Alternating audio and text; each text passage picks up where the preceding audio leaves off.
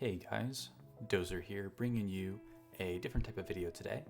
Today we'll be talking a bit about the winner of the Dallas Calling ProQuest CC tournament, Jack McHalffey. Congrats to him for winning. Love to see Prism being represented at the highest level, and as we'll see a bit later on the list, he made some interesting choices that I thought I'd go over, give my thoughts on, and maybe we can pick apart and see what type of strategy he was bringing and seeing how he was able to make it work for him. So here we go. First things first, his equipment's pretty standard. He's definitely running a more lean equipment package, relying heavily on the Dreamweaver's Halo Footsteps Vestige combo, which is definitely the core Prism equipment lineup. Definitely gives her a lot of flexibility, allows her to make use of not only the auras but also the Herald game plan, and he also seems to have teched in the one of Null Rune Glove to allow him to have some Arcane Barrier in the matchups where he needs it. But no other equipments here. No Arcanite Skullcap, no Final Spring Tunic, no Gambler's Gloves, no Goliath Gauntlet, no double Null Rune. Seems to be pretty straightforward here. So that lets him have more room in his actual main deck for other cards. And the first thing we're going to notice here is the 3 of Blinding Beam Red. Now, this card is a really spicy inclusion, actually. I've always been a fan of yellow Blinding Beam, and even blue Blinding Beam, but red I've personally never been a huge fan of because the pitch downside of it being red is pretty sizable in a lot of cases, and doesn't really provide you a lot of value in a lot of cases unless your opponent's blocking with a Phantasm blocking card. And then you being able to get past that obviously is going to be very useful, but in a lot of matchups it's just really expensive, so it makes running Blinding Beam a bit of a tall ask, especially without Fyendal Spring Tunic. So the interesting thing to note here is that this guy, Jack, is running every copy of Triumph possible, every copy of Protection, and every copy of War Tomb. This is a pretty orthodox way of building Prism. This is definitely reminiscent of earlier this year, kind of after we got out of Blitz season, where we were kind of experimenting with, running a lot of the good Heralds, obviously, Triumph being one of the most reliable ones to attack with, into Brutes and such things, or into generic classes other than Guardian. Protection's giving you the most raw value of any Herald, and War Tunes being extremely efficient. Other than that, obviously we have the Erudition included in here, and we've got the standard 15 blue Herald lineup, excluding only Tenacity because it is the weakest of the blue Heralds. Beyond that, he's running the 3 times of the red Fate Foreseen, 3 of the red Sink Belows, as well as the 3 of Soul Shield, and apparently this is a 2 of immovable. Apparently this list is a bit inaccurate, but either way, he's running the immovables, the Fate Foreseen Sink Belows, and the Soul Shields for his defense reactions. He's running the red Prismatic. He's running the 3 Ode, 3 Merciful, 3 Genesis, and what's interesting here is that he's not running Parable of Humility. He's not running Arclight Sentinel, and he's opting instead to run a much heavier red lineup than a lot of Prisms normally run. Especially having such a high amount of Illusionist attacks in the red slot. He's got 12 with the Phantasmaclasms in here, which I love seeing. I love that card, and I'm a very, very big proponent for it. So it's good to see, and I'm glad to see that he made some good use out of it here, especially because the Blinding Beam red actually works very well when people don't see it coming. Especially when you're playing against a field full of Guardians, especially things like Oldheims and Bravos. If you can attack with, say, a Triumph, well, Blinding Beam red allows you to get past even 9 strength cards at that point on a Triumph, which is very, very relevant. Most Guardian cards, or most cards that are going to pop your Phantasm, are going to have 9 or less attack, so having the ability to Blinding Beam as a reaction to your opponent blocking you and get the damage to go through, get custom cards going to Soul, can be really useful. The interesting thing about it, though, for me, is that it's a very card-intensive play. You have to have 5 cards in order to attack twice on a turn and make use of that Blinding Beam, besides just, laying in maybe 3 damage past the normal 3 block or whatever they blocked with. So it's very spicy, and it looks very nice in the list here, but it's definitely a tricky card to get value out of. You definitely have to set up your turns and play around it very specifically. You can't just throw it in and just play it willy-nilly and expect to have a lot of success with the Blinding Beam, in my opinion. Especially the red. I feel like the yellow does the same job as the red in most cases, unless you're specifically talking about Ninth Blade and Spinal Crush. So take that for what you will. Command and Conquer. He decided to run 1 Command and Conquer and 1 Yellow Pummel.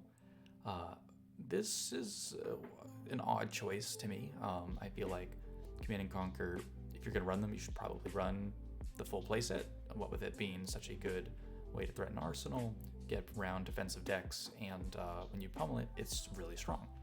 And especially running so many Heralds, you'd think that our champion here, our first place winner here, would be running more pummels, but any player of Prism that's played her for a while will understand that pummels can be really clunky. And normally in a game, you're not even trying to resolve more than 1 pummel anyway. You're normally trying to save it for that one pivotal move of the Erudition or the Command and Conquer. So seeing the 1 of pummel and the 1 of Command and Conquer kind of makes sense, but at the same time, it definitely strikes me as a bit of an odd choice, just generally for the overall game plan of the deck. Especially when you combine that with things like the lack of an Arclight Sentinel and the lack of Parable of Humility. In a deck with this many Heralds, if they're going to run auras, you'd think that they would want to run Parable. But with so many Triumphs, he might have elected to just forfeit attacking with other Heralds and just only rely on the Triumphs to attack into Brutes or something, and to just kind of give up on the Parable there. And instead, it seems that he was using the Ode, Merciful, and Genesis cards to slot in for those slower matchups like Bravo, where he would be able to use those with the red prismatic shields, some of the defense reactions, and kind of play that slower game, and maybe setting up like a Blinding Beam turn in order to push through some damage, get some cards into Soul, and grind down that way. Probably making liberal use of the Library of Solana in order to achieve that. However, I would love to talk to this guy about his list and get his insight and do like a little interview. If I could get a hold of him. If anybody watching this knows him and would like to put me in touch with him, please do. I'd love to talk to him and talk to him about his deck. But like the 3 Ode to Wrath, Merciful, and Genesis are definitely the most bang for your buck type of auras. But I don't know, it just seems like a very lean amount of them to be running, while also running the Tome of Divinities and the other normal Herald cards with so many reds too. Feels like you would have to side out a lot of reds in order to make use of those auras.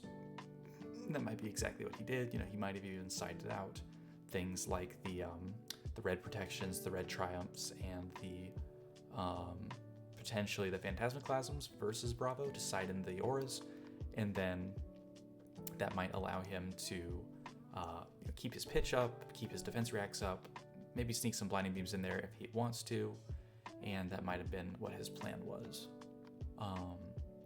Otherwise, there's not too much to talk about here. There's no real crazy tech inclusions. It's a pretty, as I said, orthodox Prism list. The real striking thing about it is how orthodox it is and how it was able to do so well into the field. Generally speaking, when I play in the Guardian matchup, I tend to think that the more defensive, the more auras you can go, the better, because they just do so much work in that matchup. But there is something to be said for attacking your opponent with Phantasms and incentivizing them to block with their big cards. Because if the Bravo blocks really much more than with one card, he's going to really struggle to play out his whole turn. And so he might elect to swing the hammer for 6, and then as Prism, you're kind of happy with that. you might block with 1 card, attack with a Herald, pitching a blue, and then saving that Blinding Beam to potentially push some more damage and some more chip. And you're basically playing that chip, very vanilla Flesh and Blood game plan in order to win out over time. Especially if you sneak some auras in there with fewer red cards, you're going to be able to create a lot of value and force your opponent to be in those bad situations where they're struggling to decide between, oh, do I kill the Spectre or do I attack the player? Meanwhile, the player's coming in with blinding beamed Heralds, and the first time you see that blinding beam, you're thinking, okay, can I even afford to block with 1 card versus this guy, or do I need to block with 2 cards in order to guarantee that they don't get the Soul trigger? However, Soul for Prism is a really hard resource to spend. Our guy Jack here was able to run 3 Cataclysms, but the problem is that unless your opponent's really low on resources and you're pushing out a really big turn, the Cataclysm being a 7 go again for 3 Soul is really clunky, and while it's a great card, it can be very difficult to actually get value of in those matchups where you're actually getting to force that Soul through with the Blinding Beams. And again, you're only running the 1 Pummel, so unless, again, he's just siding out a lot of these reds and relying on a strictly library or a game plan, and just trying to play very slow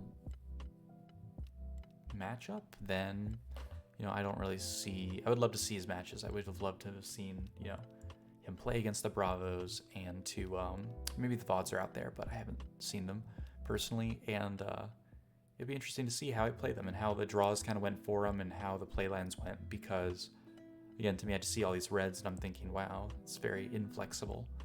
On a lot of turns, it feels like you're not going to really be able to do too much. Maybe you attack with 1 Herald in your arsenal, Red Herald, and call it a day. Maybe. To me, that doesn't sound super great. But maybe there's just something in the simplicity of it and the lack of different equipments that allows, based on sideboarding, Jack to do well into the field. Apparently there were a lot of dashes at the tournament, which is interesting. This list would definitely do pretty well in the dash. You can definitely be very aggressive and kind of keep her on the defensive.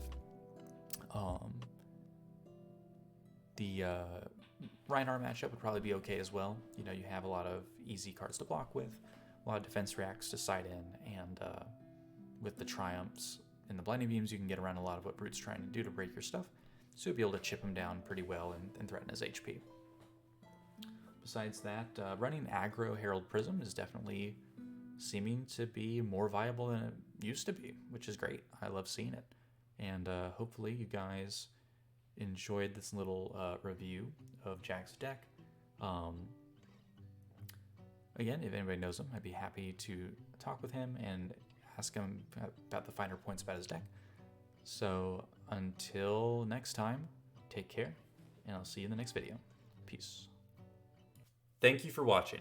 If you enjoyed this video, please leave a like to let me know, and consider subscribing for more Flesh and Blood content. If you'd like to support the channel and help its growth, you can do so by becoming a patron, which will grant you exclusive access to behind-the-scenes breakdowns of my matches, theory crafting, and much more. Thank you, TerraBlitz, for being the first Dreamweaver patron. Thank you to Alex, David Romish, Tim J, Michael Lynch, and Joe Gianoli for becoming Sentinel tier patrons. And thank you to Ike Vikhagen and Tommy Haikinemi for becoming Herald tier patrons.